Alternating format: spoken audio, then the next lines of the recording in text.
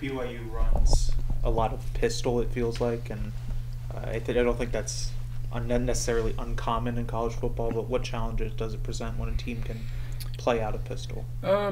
Similar to what we kind of talked about last week with Arizona running stuff under center. They don't give you a lot of pre-snap tells.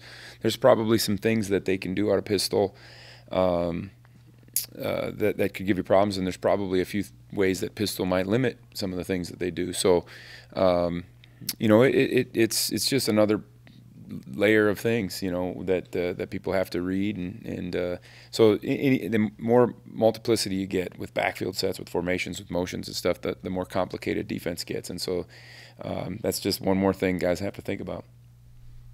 When Keenan made that interception last week, could you tell that he was in line to do that the whole way, or did he just catch up to it? He's like a streak of lightning, wasn't he? I mean, I saw we call him an overlap player. I saw our player coming from the backside, VJ, who was very close to that play also. Been interesting. If Keenan wouldn't have made it, how close he would have been to it. And I saw Keenan, because he was a visual player, so he should have been able to see that whole thing unfold. But just to cover the ground that he does. I mean, that's one of his best attributes is his speed and his ball skills when he gets to the point of attack. So that was a big deal. I mean, him making that play probably turned the tide of that game. Your defensive line kind of take hold of that game, what they were able to do against a really good offensive line. It was line. awesome.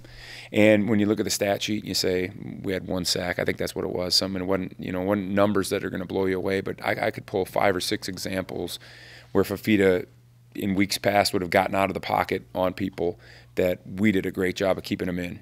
Brendan Mott, Stufflebeam, everybody. I shouldn't single people out, but they did a phenomenal job with what we were talking about with rush lanes, because that was one of the ways that I thought Arizona could get some explosive plays was by getting that kid out of the pocket and getting into the scramble mode.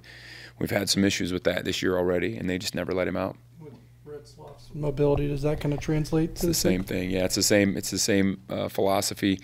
Blitzers are going to have to know where they're going. Rushers are going to have to understand where they belong in the rushes, and guys in the back end are going to have to do a good job with their scramble rules, and that's something that we've worked on to try to improve. Sometimes scenarios come up that are difficult. We run into a couple of those, but people have to understand what the issues are and work collectively to fix them. What kind of momentum is this defense playing with coming off Arizona and going to BYU?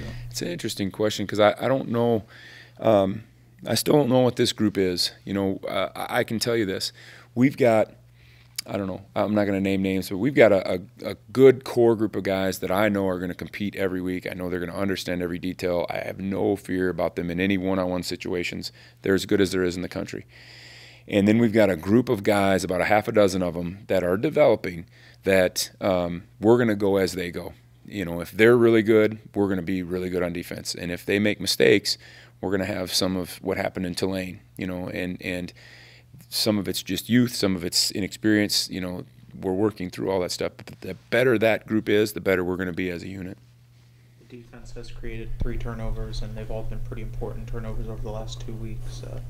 How much of that is, I guess, being in the right place at the right time, or how much of that is a player being able to make a play in the right situation? To be able to finish on a ball like Keenan did, that's just an individual being a really good player. To being able to scoop and score like Jack did, that's a guy that's got guts to go make a play. We work on turnovers. I'm sure everybody in the country works on turnovers. We do turnover circuits. We talk about it all the time. We're talking about it daily. We're hammering it. We're trying to finish with strips on ball carriers, all that stuff. Sometimes they come and sometimes they don't. I wish I could say we're getting turnovers because I'm such a great coach, or we've got some secret recipe, but we don't. Sometimes you could go 2 weeks and not get one. Sometimes you might get 5 in a game, and some of it has to do with your mentality. Some of it's luck at the draw, to be honest with you. Some of it's how careless an opponent is with the ball, and you combine those things, and in the right place at the right time, you get them in bunches.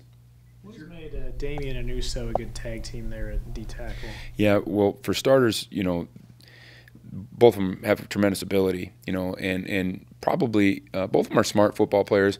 Damian's a really smart football player, has a great grasp of not only what he's doing, what's happening around him, and Uso's got just such tremendous physical ability, and so when you combine those guys, as a 1-2 punch. We don't care who's in there. I don't even know most of the time, who's in there. I just we're rolling and we feel good, equally confident with both of them in there, and I think the people around them feel the same way. Is depth ideal for a game at altitude, late night? I'm nervous about that. I don't know. We haven't talked about it a whole bunch. I feel like we can roll guys in. I don't know what the pace of the game's going to be. If we're able to get off the field, and then it won't be an issue. If we're having 17 play extended drives, yeah, I'm sure it'll catch up to us. So I don't know. It'll only be a factor if we allow it to be a factor, and I don't want there to be any excuses for what we're doing. BYU doesn't have, I guess, one go-to wide receiver. They've been pretty spread out in terms of catches and targets. What have you seen from their wide receiver room, and is that just a nature of them scheming different guys open, or? I think that's the strength of their offense. Honestly, I think is their receiver room. I think they got a lot of good football players in there. I think Chase Roberts is a guy that stands out to me. Maybe not that any of them aren't good football players, but I just notice him a lot making plays. Number 2, and I think they have good speed. I think they have tremendous size. Sometimes you run into guys that are long and stuff, but they're 180 pounds, and these guys aren't that. I think they do a good job schematically of getting those guys open and putting them in places. And I don't think offensively they really care who it is. I think they feel like all those guys can make plays, and so we're going to have to do a job on all of them.